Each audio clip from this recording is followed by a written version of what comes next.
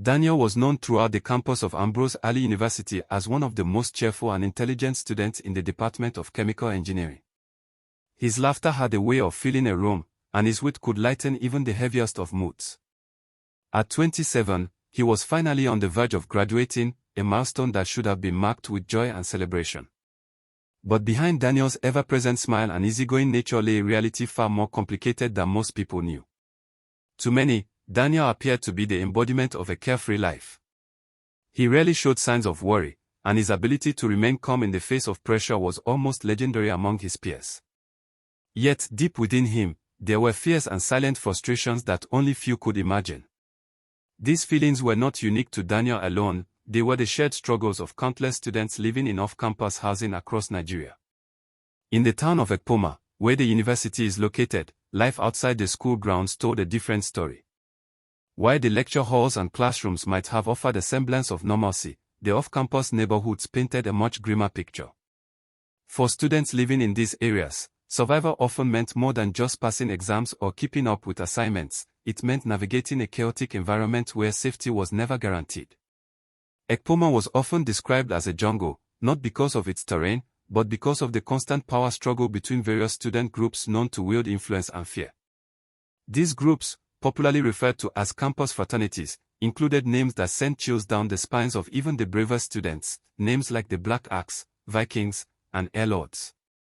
They were not just clubs or social organizations, they were secretive groups that moved in silence, their presence felt in both subtle and overwhelming ways. In such an environment, students who didn't belong to any of these groups often faced more hardship. They were more vulnerable to intimidation, harassment, and sometimes even worse. For many, the safest route was to either blend into the background or align themselves with one group for protection. But Daniel was different. Though innocent at heart and someone who never saw trouble, he was not the kind of person to be pushed around. He carried himself with a quiet strength that many mistook for arrogance or fearlessness. In truth, Daniel simply believed in himself and in standing up for what he felt was right. He was not quick to back down, especially when he sensed that his rights were being trampled upon. This attitude, while admirable, often put him in difficult situations. His refusal to be intimidated or manipulated made him a target for those who were used to getting their way through force or fear. More than once, he found himself in confrontations with members of these powerful student groups, not because he went looking for trouble, but because trouble had a way of finding him when he refused to conform. Over time, rumors began to swirl. Some students speculated that Daniel might actually be affiliated with one of the groups, simply because of how boldly he carried himself. How else could someone walk so confidently in a place where fear was currency? But those who knew him well understood that Daniel's strength came not from any secret association, but from his firm belief in justice and self-worth. He was a man navigating a dangerous landscape with nothing but courage and conviction as his compass. And while that made life more difficult in a town like Ekpoma, it also made his story one worth telling. Daniel's first encounter with the dark underbelly of student life at Ambrose Alli University happened on what was supposed to be an ordinary, joyful evening. It began with an invitation to a birthday party, a celebration hosted by one of his course-mates. The invitation hadn't seemed unusual. University life often came with events like this, and for someone as sociable and lively as Daniel, it felt natural to attend. He didn't go alone. At his side was Angelina, his girlfriend, a strikingly beautiful young woman whose presence could turn heads in any room she entered. Angelina possessed a kind of charm that was hard to ignore. Her smile was disarming, her skin smooth like porcelain, and her elegance unmatched. If there had ever been a beauty contest at Ambrose Alli University, many believed she would have won it without breaking a sweat. Though she had countless admirers and secret suitors, her heart belonged to Daniel. Their bond was deep and sincere, so strong, in fact, that their relationship became the envy of many on campus. As they made their way to the venue of the party, Daniel was in high spirits. He expected a typical student gathering, music, dancing, and laughter. But the moment they arrived, something felt off. The atmosphere was dense, not just with sound and chatter, but with something more intense, something unsettling. As he scanned the environment, Daniel couldn't help but notice that the crowd looked far from the regular group of cheerful students he was used to seeing. The party didn't feel like a simple get-together, it felt more like a gathering of individuals who lived by their own rules. The air was thick with smoke, and clusters of students were seen drinking heavily, leaning against walls and holding onto their partners possessively. There was an edge in the way some of them laughed, an aggressive undertone that hinted at something more than fun. Still, Daniel tried to make the best of the moment. He and Angelina found a relatively quiet spot and took their seats. He ordered a couple of drinks, keeping it moderate. Daniel was never one to overindulge, and he certainly didn't smoke. In fact, he had a strong allergy to heavy smoke and avoided environments where it lingered in the air. Tonight was no exception. He already felt the unease creeping up his skin. His plan was simple: stay for a while, sip on his drink, greet the celebrant, and then quietly leave. But as time went on, and the music played louder, he started to feel a little more relaxed. The discomfort gave way to laughter, and eventually, he found himself dancing with Angelina in the middle of the room. The two moved in sync, a sight that drew the attention of more than just a few eyes in the party. It wasn't long before Daniel noticed something peculiar. A small group of men had fixed their attention on Angelina. Their stares were neither subtle nor respectful. They whispered among themselves, nodding in Daniel's direction as if plotting something. Daniel saw it all, but remained calm. He wasn't the type to cause a scene or jump to conclusions. Still, he was watchful, alert. Eventually, one of the men broke away from the group and walked up to them. He was confident in his steps and had the air of someone used to getting his way. Without offering a proper greeting, he leaned close and said to Daniel, "My boss wants to have a word with your girlfriend." Angelina didn't hesitate in her response. She simply shook her head and said, "I'm not interested." Daniel nodded in agreement, his voice firm but polite. She said no. That should be enough. The man's expression changed immediately. What started as a smug look twisted into annoyance. He wasn't expecting a refusal, and certainly not one that was backed by someone he likely didn't consider a threat. Tension began to rise between the two as the man insisted again, his tone more aggressive this time. Angelina stood her ground, and so did Daniel. What followed was a sudden outburst. Words turned into shoves, and before long, a full-blown fight erupted between Daniel and the man. In the struggle, Daniel managed to defend himself and landed a blow that left the other guy injured. The music stopped. The crowd reacted. The energy in the room shifted from party mode to panic. It was only then that Daniel began to realize what he might have gotten himself into. The men he had just tangled with were no ordinary partygoers. Whispers confirmed his fears. He had unknowingly gotten into a fight with members of one of the most feared groups on campus. Though no one said the name aloud, it was clear these were affiliates of the infamous Black Axe group, known across campuses in Nigeria for their influence and intimidation. As more people gathered to break up the fight, a few concerned students quickly stepped in and pulled Daniel and Angelina aside. They urged them to leave immediately, guiding them through a back exit and helping them escape the scene before things escalated further. As they made their way back home that night, Daniel's thoughts were heavy. He had stood up for his girlfriend and himself, but he also knew that he had now crossed an invisible line. The men he fought with weren't going to forget. He had challenged them publicly, and such defiance was not taken lightly. Word soon spread that the group had sworn to make his life difficult on campus. That night marked the beginning of a new chapter in Daniel's life at Ambrose Alli University, a chapter filled with uncertainty, caution, and the lingering shadow of revenge. It was his first direct encounter with the darker side of student life, and though he had stood his ground, he now had to walk carefully, knowing that danger could come from any corner. After the tension-filled night at the party, Daniel did his best to move on with his life. The altercation with the group of feared young men, believed to be members of the Black Axe, still lingered in his memory like a faint scar, visible only to him, yet impossible to forget. On the surface, he carried himself with his usual calmness, going about his daily routine with a smile. But deep inside, a part of him couldn't shake the feeling that something wasn't quite over. He remembered the threats hurled at him the night of the party, threats whispered under breath but heavy with meaning. Yet, nothing happened immediately after that night, and time, as it often does, made the experience seem like a distant event. Daniel convinced himself that perhaps the entire ordeal had passed, that maybe the boys had moved on, or that it was just talk meant to scare him. So when he received a call from his family asking him to come home to the village, he didn't hesitate. It had been a while since he had seen his people, and they mentioned there was something important they wanted to discuss with him. He packed a small bag, locked up his room in his off-campus lodge, and made the journey home. Daniel's village was a peaceful place, a sharp contrast to the ever-busy, often chaotic life in Ekpoma. The calmness of home offered him a kind of healing that the city could not. He reconnected with his parents, sat under the moonlight with his uncles, shared jokes with childhood friends, and helped with a few tasks around the house. For 3 days, he was surrounded by love, nature, and simplicity. It was just what his soul needed. But all good things, as they say, come to an end. On the 4th morning, Daniel packed his things, bid farewell to his family, and boarded a bus back to campus. He felt refreshed and ready to resume his academic journey. The break had done wonders for his state of mind. However, his peace was short-lived. The moment he arrived at his lodge and stepped into the compound, he sensed that something was wrong.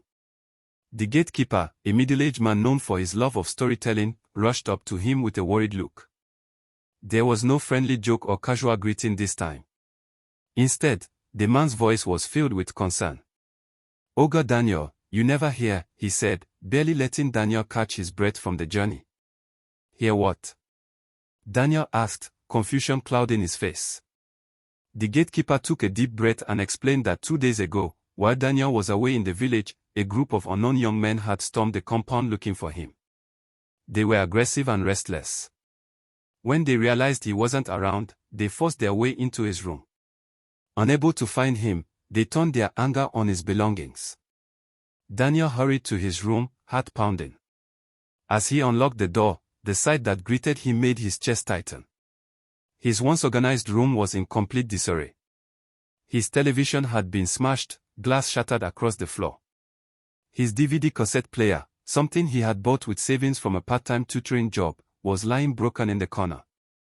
Clothes were tossed everywhere, and his mattress had been slashed in places. He stood in silence, taking it all in. It didn't take long for him to piece the puzzle together. There was no need to ask questions or speculate. Deep down, he knew exactly who was behind the attack.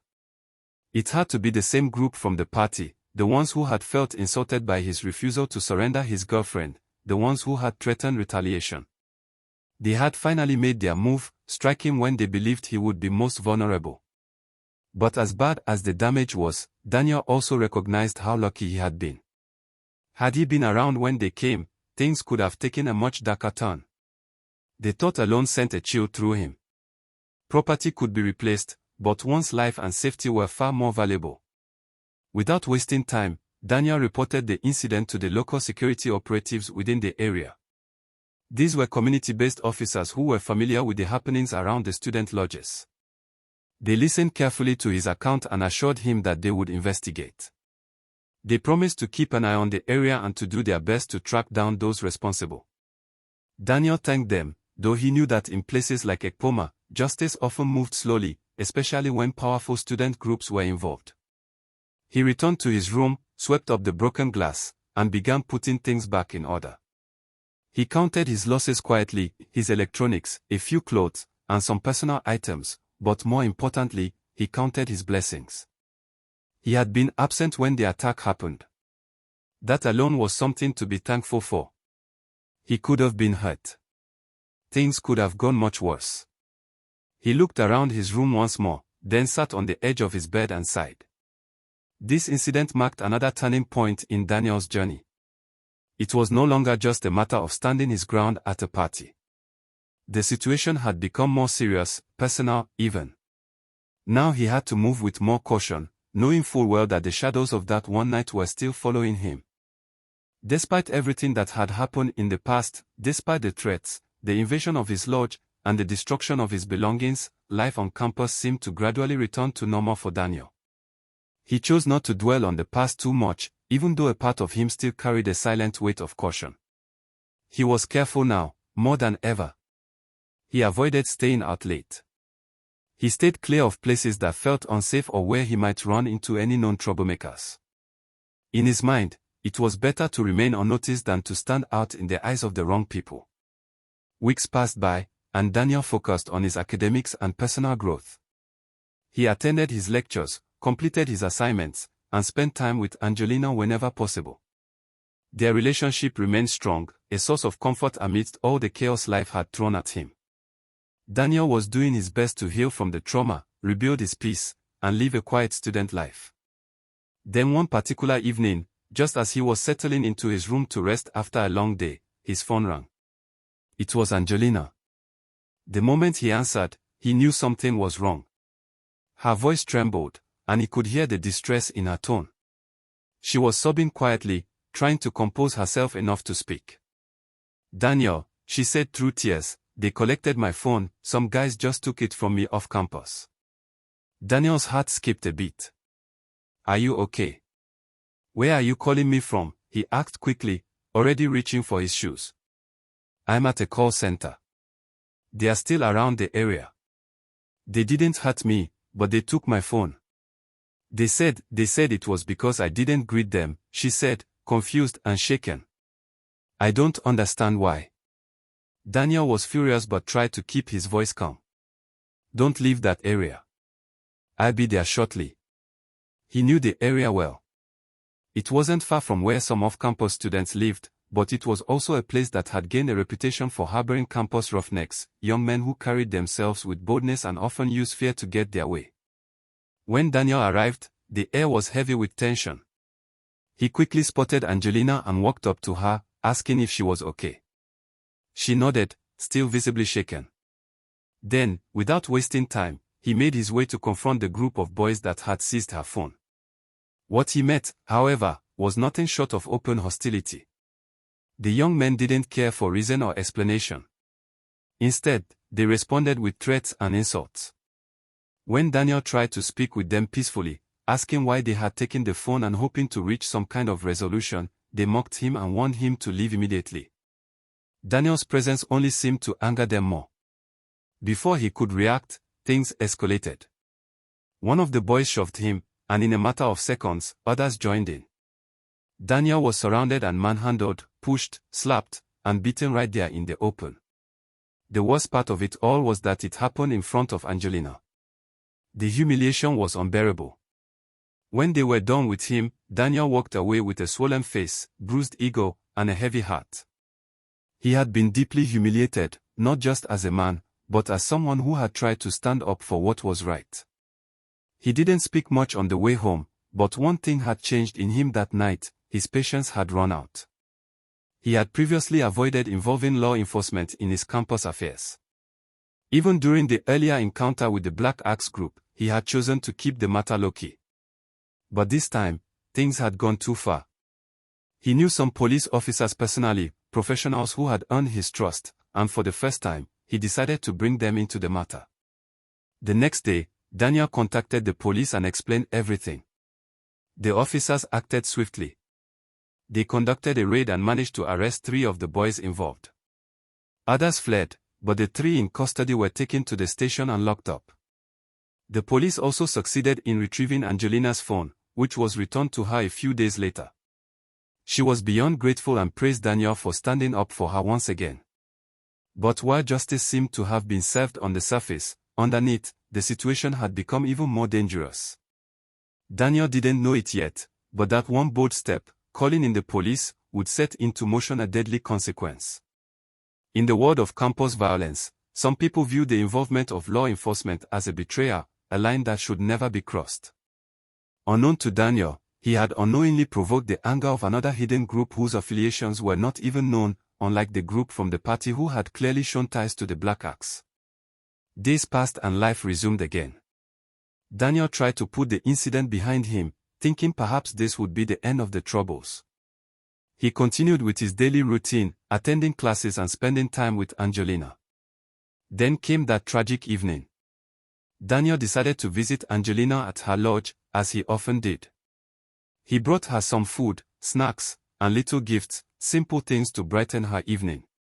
They spent time together, laughing, talking about school, and making future plans. It was a sweet moment, and nothing about that night hinted at what was to come. When it was time to leave, Daniel hugged Angelina tightly. "See you in school tomorrow," he whispered, smiling warmly. "Be safe," she said, holding his hand for a moment longer before finally letting go. Daniel stepped out of the compound, walking calmly into the night. But just as he reached the main gate, a sudden, sharp sound pierced the air. 2 gunshots. Before anyone could react, Daniel fell to the ground. The street fell silent. The few bystanders nearby froze in shock. The gunmen, whoever they were, disappeared into the shadows as quickly as they had come. Angelina heard the noise and rushed outside, only to see the man she loved lying still on the ground.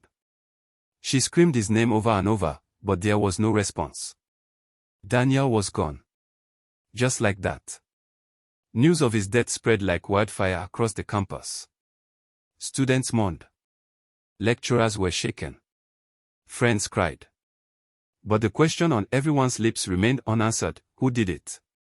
Was it the Black Axe group from the party?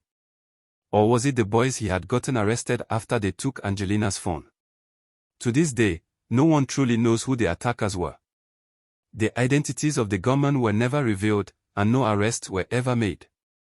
The incident was one of many painful reminders of the dangerous undercurrents that flowed beneath the surface of campus life. Daniel's story ended in sorrow. A life full of promise was cut short not by accident, but by the choices of others, choices fueled by pride, ego, and a culture of violence that had plagued campuses for far too long.